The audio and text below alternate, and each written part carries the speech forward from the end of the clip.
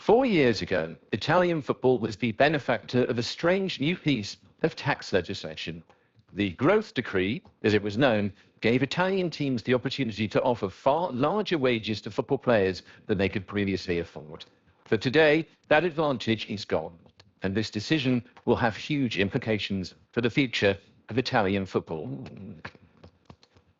The advantage is gone because on January the 1st, 2024, 4 years after it was passed into law, the Italian government declined to extend the growth decree.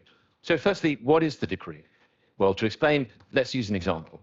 Imagine you're in charge of one of Italy's biggest clubs and you want to sign Roberto De Zerbi. That would be incredibly difficult. Leaving aside the buyout clause in his Brighton contract, there would be a Premier League salary to match too. The growth decree was introduced to reverse the brain drain caused by talented Italians leaving the country.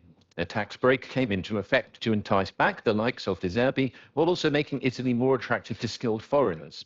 It makes your pitch to his agent easier, as anyone in the 48% tax bracket willing to domicile in Italy would pay around half of that on their income instead.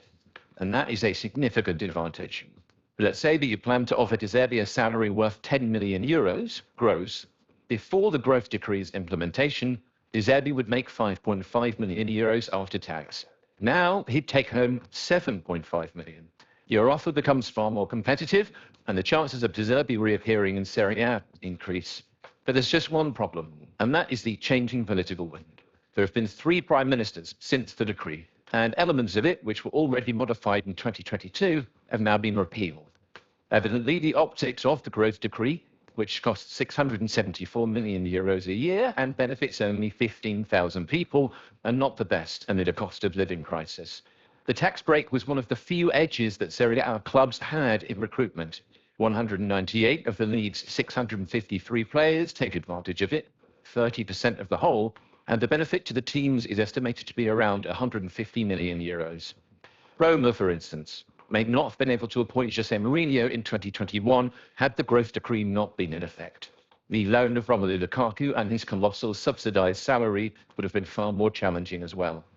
But of course, the benefit went beyond Italy.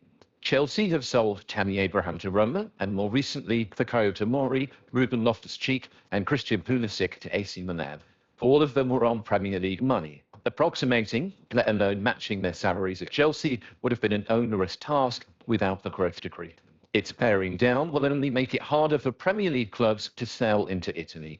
First world problems for the richest league in the world, perhaps, but still a significant issue. As for Italy, maintaining the gap between Serie A and the Premier League, let alone closing it, will only become more challenging after losing this edge.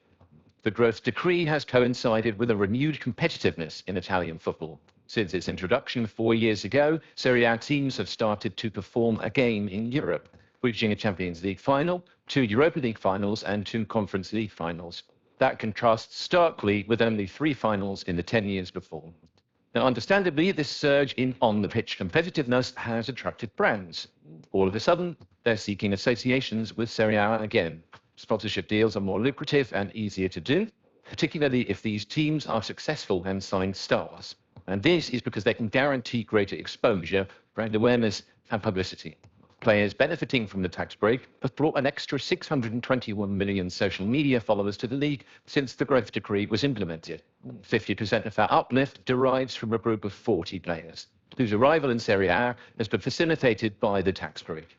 Economically, a fledgling virtuous cycle had been created. The growth decree also appears to have achieved its purpose of helping to stimulate growth. It has created jobs. Milan, for instance, have gone from employing 145 people in 2018 to around 250. It would be senseless, total madness to change the decree, Milan CEO Giorgio Folami said.